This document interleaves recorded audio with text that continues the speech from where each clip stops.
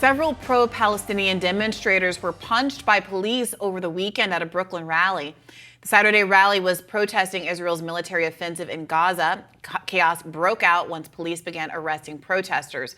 Now, videos posted on X show at least 2 police officers punching 3 demonstrators. One officer had pinned a protester to the ground and repeatedly punched him.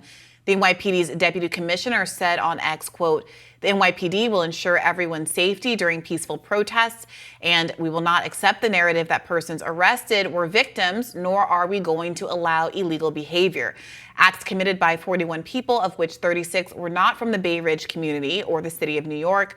1/3 arrested have prior arrest history for other non-peaceful protests. The NYPD also released video they say shows officers being assaulted by demonstrators. Unit 6th Avenue, forthwith. Unit 6th Avenue, personnel forthwith, copy. SRG? SRG, right.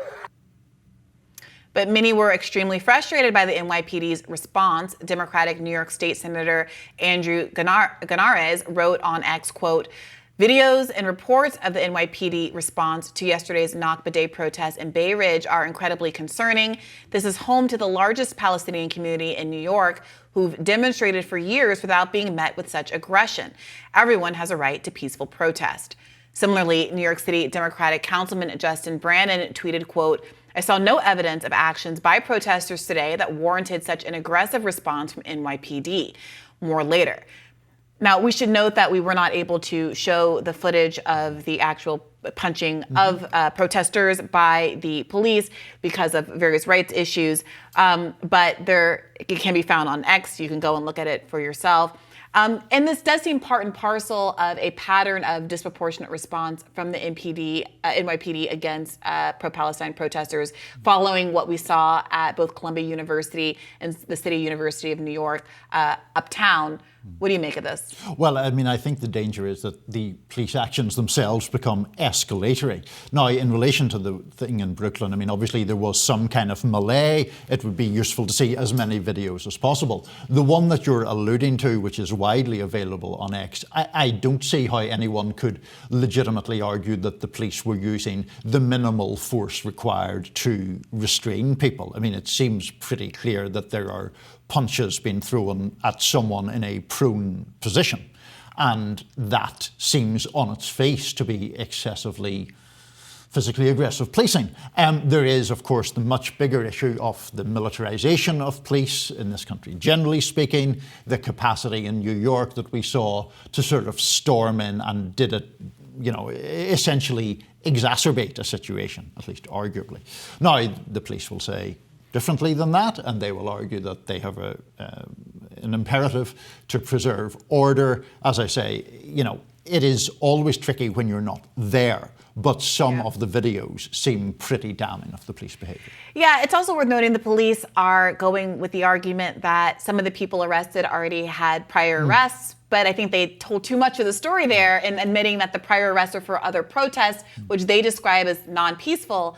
But if there is a kind of acknowledgement, at least based on some of the video evidence, that this was a peaceful protest that was escalated into violence because of the police, then who's to say what those previous incidents of those protesters being arrested again are? What you're really saying is that they continue to peacefully protest, the police continue to violently arrest them, and then that becomes a record that they now have of exercising their rights, and those rights being violated by the police, and then those instances being characterized as the police as a justification for why they're criminals in the first instance. Right, and the language that is used in these things is always interesting, right? The idea of quote-unquote professional protesters, or these protests are organised, which is just the most bizarre and circuitous logic imaginable. How do people think protests occur? Right. They are never spontaneous, regardless of what political viewpoint they hold. Now, to be fair, I mean, there's a separate issue where there are obviously people, a very small minority of people in this country, who hold anarchist beliefs, for example, who don't believe there should be a police force. And those people are clearly, it is part of that doctrine that you try to instigate or inflame situations. That is not the same thing as the cops punching people lying on the ground, for example. Right, and it's worth noting, to the extent that there are repeat offenders, this idea that these are, outsiders or people who keep going to protest. Well, this is happening in New York's largest Palestinian community. So why would it be surprising that people who attended this protest in the middle of a Palestinian community have also gone to protest in other parts of New York, protesting in defense and advocating for the rights of Palestinians in Gaza and in the West Bank? That is, again, the kind of security, teleological logic. Right. Of course, Palestinians are going to protest for Palestine, whether it's happening in Manhattan or whether it's happening in their own neighborhood in Brooklyn. And particularly when they are commemorating the Nakba, as they have done for years and years, when the immediate situation was much less traumatic than it is right now. I mean, of course, if you have a history of demonstrating for pro-Palestinian causes, of course you're going to be outraged right now. Of course your activism is going to be ramped up right now for entirely legitimate reasons, and to sort of create innuendo around that, around the sense of professional protesters, seems to not really be very logical. I think that's an important point, especially because of a story that we have covered on the show involving the Supreme Court's choice not to take up a case that constructively outlawed the right to protest in 3 southern states.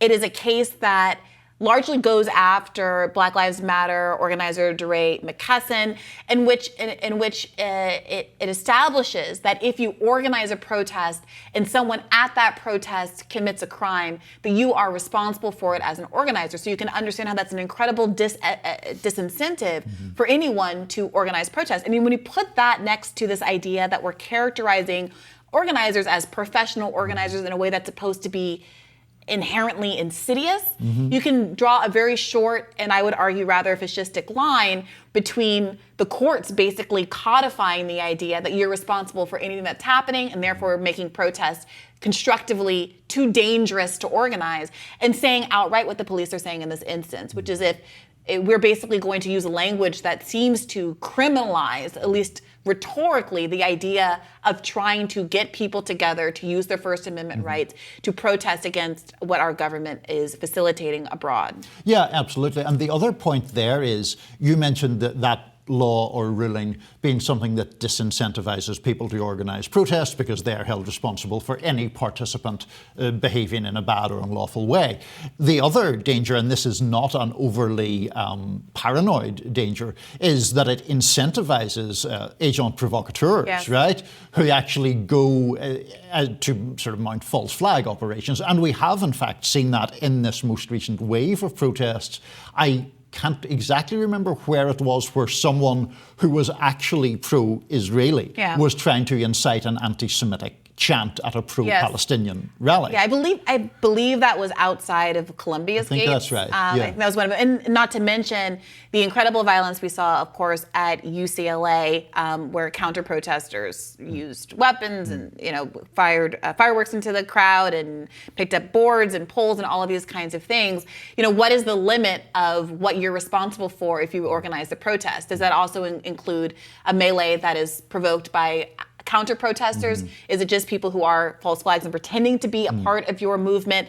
And then what does that mean about how you have to safeguard the movement? I mean, Robbie has objected to many times in the program, kind of college protesters being restricting who's allowed to come into their encampments, kind of questioning them, doing a kind of an ideological test at the door, if you will. And he characterizes that as kind of barring Jewish students on the basis of their identity. I push back against that characterization. But regardless, isn't there more of an incentive to prevent people from infiltrating your ranks, as it were, if any action they take once they're inside and associated with you can be attributed to you and you can be held criminally liable for it? No, absolutely. All right, stick around. More Rising coming up next.